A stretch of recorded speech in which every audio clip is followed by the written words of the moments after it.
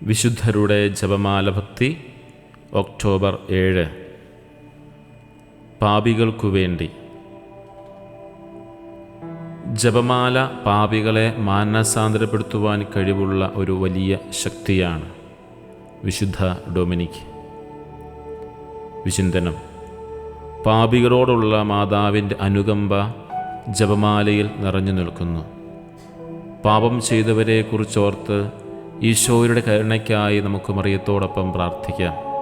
ഈ പ്രാർത്ഥനയിലൂടെ നിരവധി ആത്മാക്കളെ രക്ഷിക്കാൻ മാതാവ് നമ്മെ സഹായിക്കും. പ്രാർത്ഥന.